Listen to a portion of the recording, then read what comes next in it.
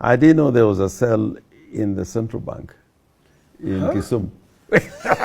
I slept there for 2 nights. What's the central bank? Central bank. Kuna cell ndani? Huko ndani. So vault. Yeah. So I was arrested in Siaya, taken to Kisumu, slept there for 2 days. Why? Why did they take you there? They were keeping me for a while. The final destination was Kisii. I was taken to Kisii and charged with sedition. And in Kisii, there was a light turnout by the people in Kisii. So again, I was moved to the police station in Orengo. So, I think it's about 20 miles from Kisii. So, that's part of my life. Part of. Okay. Ile story ya Nyayo House, kuna cell hapo ndani? Nyayo House, ushalala huko wiki moja. So it's true. Lakini for me, the most terrible was when I was in exile in Tanzania. One night, there was a raid in which I was arrested and bundled together with Ochuka and his colleagues who were in exile in Tanzania. And we were taken to committee. We spent about 3 months in committee and then spent 6 months in Naivasha. Solitary confinement. And when they wanted you to say the things that they wanted you to say, they would fill the cell with water, ankle deep, and you're thrown there naked for days until you're prepared to talk. And that was a very nasty experience.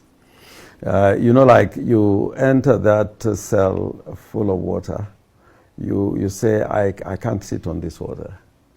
So you stand. You stand.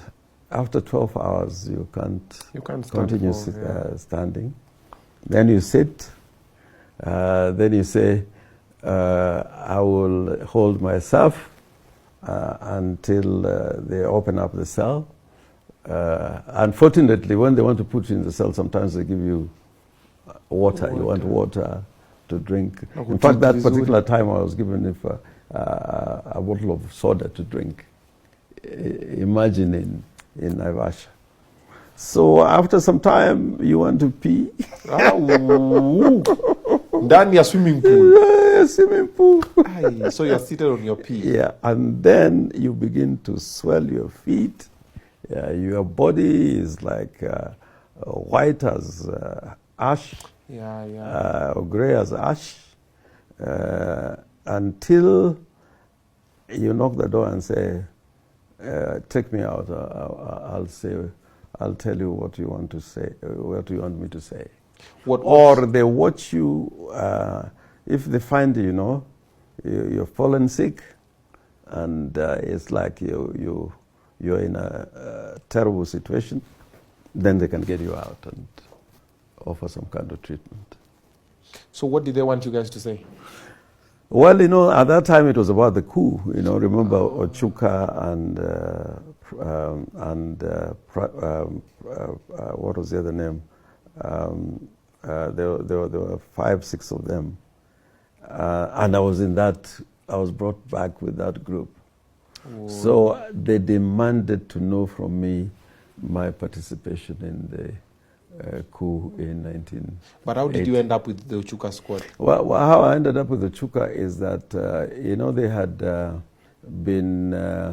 there had been proceedings to try to bring them back to Kenya. And the courts in Tanzania said no. These are political. Is a political case, so they will not be brought back.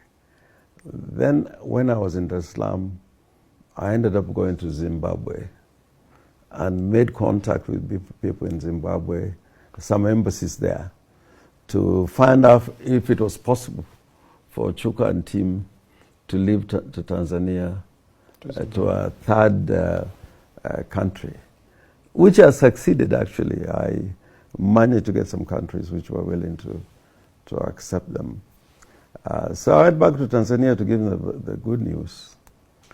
And then I was caught up. Katiwa mbaroni. Yeah, katiwa mbaroni. But what brought the problem was that there was a group of Tanzanians who had engaged in a mutiny.